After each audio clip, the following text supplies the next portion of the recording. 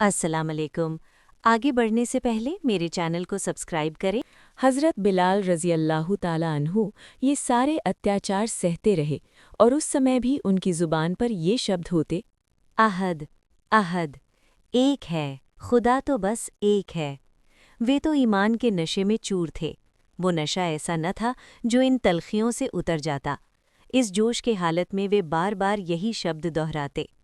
प्यारे नबी सल्लल्लाहु अलैहि वसल्लम का गुज़र उनके पास से होता तो आप सल्लल्लाहु अलैहि वसल्लम ये निर्मम हालत देखकर तड़प उठते और बहुत ही दर्द भरे शब्दों में फरमाते, बिलाल, घबराओ नहीं, अहद अहद जल्द ही मुक्ति दिलाएगा।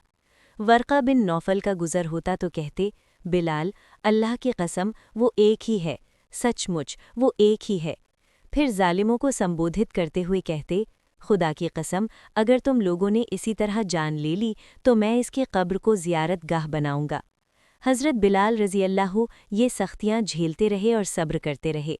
आखिर एक दिन हज़रत अबू बकर रज़ी अल्लाह उमैया के पास गए और बोले, अरे, तुझको तनिक भी खुदा का डर नहीं कि इस बेचारे को नाहक मारे डाल रहा है? वो बोला, तुम ही ने तो इसको बिगाड़ा है, अब तुम ही बचाओ भी। हज़रत अबू बकर रज़ी अल्लाह ने फरमाया, मेरे पास एक मुशरिक गुलाम है, तू उसे ले ले और इसे मुझे दे दे। बोला, चलो, मंजूर है मुझे, ले जाओ इसे।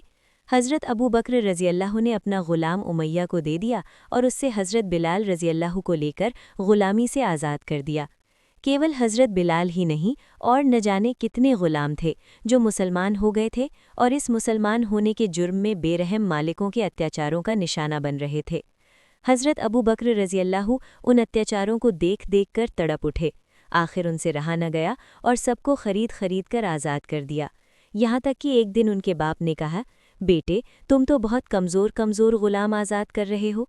ज़रा ऐसे ग़ुलाम आज़ाद करो जो बहादुर और ताकतवर हों कि वक्त पड़े तो कुछ काम आ सकें, मुसीबत में तुम्हारी मदद कर सकें।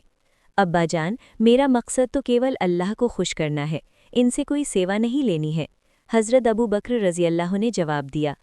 अल्लाह को उनकी ये बात बहुत पसंद आई और ये आयत उतरी। कुरान में अल्लाह ने फरमाया, और किसी का उसके ज़िम्मे कोई एहसान नहीं है जिसका बदला दिया जाए, उसे तो बस अपने सर्वोच्च अल्लाह की खुशी हासिल करनी है और वो यकीनन उससे खुश होगा। अबू जहल प्यारे नबी सल्लल्लाहु अलैहि वसल्लम को सताने में ज़रा भी नरम न पड़ा। वो जब भी अवसर पाता दिल का बुखार निकालता रहता।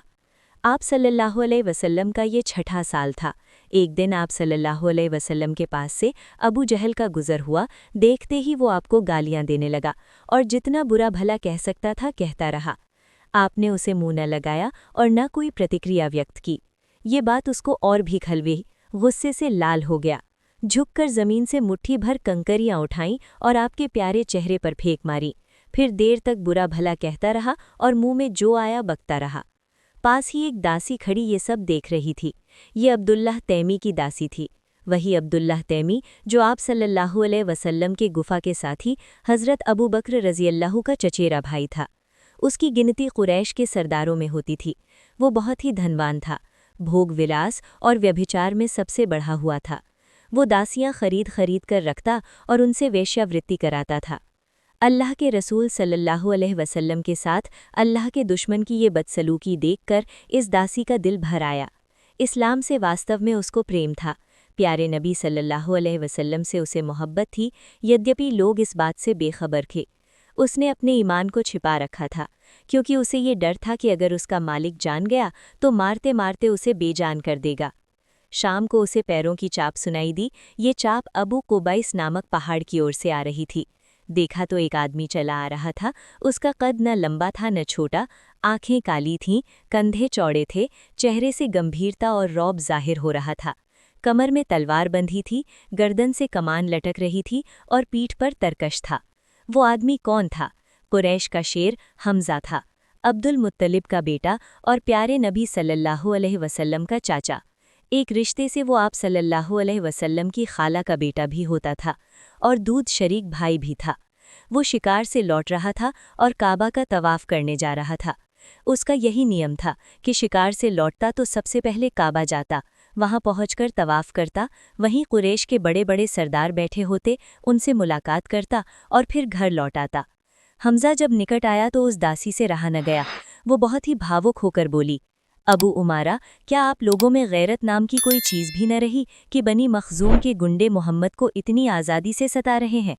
हमजा के कदम रुक गए। अब्दुल्लाह की सेविका, तू ये क्या कह रही है? उसने बड़ी हैरानी से पूछा। दासी, मैं क्या बताऊं कि आज तुम्हारे भतीजे मोहम्मद पर क्या बीती। मोहम्मद यहीं पर थे, कहीं से अबू जहल भी आ गया। आते ही उसने ऐसी ऐसी गालियां दी कि मैं तो शर्म से पानी पानी हो गई। फिर इसी पर बस न किया, मुट्ठी भर कंकरियां ज़मीन से उठाईं और बहुत ही गुस्से में उनके मुंह पर फेंक मारी। फिर देर तक बुरा भला कहता रहा और मुंह में जो आया बकता रहा। हमजा गुस्से से लाल हो गए, तुरंत ही काबा गए। आज किसी से कोई बातचीत न की, सलाम तक न किया। पहुंचते ही अबू जहल पर नज़र पड़ गई, वो लोगों के बीच बैठा हुआ था। हमजा तेजी से उसकी ओर बढ़े, कमान संभालकर इतने जोर से मारी कि उसका सिर फट गया। अब क्या था, खून का फव्वारा फूट पड़ा, पूरा चेहरा लहूलुहान हो गया। वो मेरा भतीजा है जिसे तूने लावारिस समझ रखा है। वो मेरा भतीजा है, वो गालियां खाने के लिए नहीं है और ना उसका चेहरा पत्थर खाने के लिए ही बना है। हमजा आज बुरी तरह गरज रहा था। हमजा बड़ा रौब-दाब वाला आदमी था, उसके गुस्से से हर एक का कांपता था। वो अगर बिगड़ जाता तो कोई बोल न सकता था।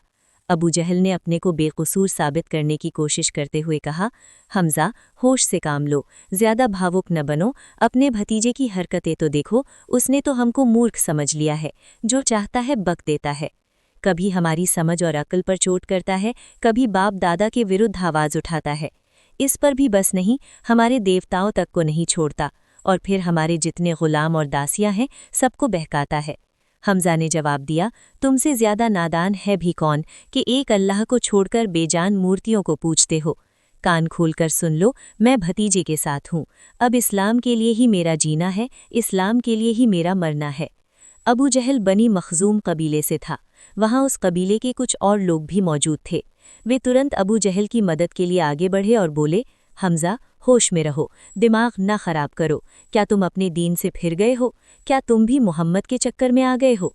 हमजा ने कहा, जब उसका सत्य होना मुझ पर स्पष्ट हो गया तो फिर मैं उसे क्यों न स्वीकार करूं? सुन लो, मोहम्मद अल्लाह के रसूल हैं, जो कुछ कहते हैं बिल्कुल सत्य है। खुदा की कसम, अब मैं इससे नहीं फिर सकता।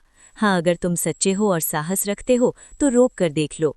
अबू जहल ने हमजा का ये गुस्सा देखा तो डरा, समझ गया इसका अंजाम अच्छा नहीं हो सकता। साथियों से बोला, हटो, जाने भी दो, मैंने वास्तव में मोहम्मद पर बड़ा जुल्म किया, ये उसी की प्रतिक्रिया है। अब हमजा को और गुस्सा न दिलाओ, वे ठंडे हो जाएंगे तो सारा मामला ठीक हो जाएगा। हमजा ने भी लोगों के सामने अपने मुसलमान होने का ऐलान कर दिया और निडर होकर कह दिया, मेरा दीन वही है जो मोहम्मद का है। फिर वे लौटकर घर आए और सोचते रहे कि क्या मैं जो कुछ कहकर आया हूँ वो सही है? कहीं मैं गलत बात का ऐलान तो नहीं कर दिया? कहीं मैं भावुक तो नहीं हो गया? आंखों ही आंखों में रात कट गई, पूरी रात जागते रहे और दुआ करते रहे, ए रब, मुझको सीधा रास्ता दिखा, मेरे दिल की बेकरारी दूर कर। सुबह हुई तो ऐसा मालूम हुआ मानो मन के द्वार खुल गए। दिल शांत था और अंतर विश्वास की रोशनी से जगमगा रहा था। वे दौड़े हुए भतीजे मोहम्मद सल्लल्लाहु अलैहि वसल्लम के पास गए, अपने मुसलमान होने की खुशखबरी सुनाई और आखिरी सांस तक दीन के लिए जान लड़ाने का संकल्प किया। हमजा रज़ियल्लाहु के मुसलमान होने से कुफ्र का सिंहासन कांप उठा। असत्य अपने एक बड़े बहादुर और जानबाज सिपाही से महरूम हो गया। हमजा रज़ियल्लाहु के ईमान लाने से आप सल्लल्लाहु अलैहि वसल्लम को कितनी अधिक खुशी हुई, इसका अंदाज़ा कौन कर सकता है। लोगों ने देखा, उस समय आप सल्लल्लाहु अलैहि वसल्लम का मुखड़ा गुलाब की तरह खिला हुआ था और चांद की तरह चमक रहा था। हमजा रज़ियल्लाहु के मुख से ईमान की बात सुनकर बेइख्तियार आपकी ज़ुबान से ये शब्द निकले,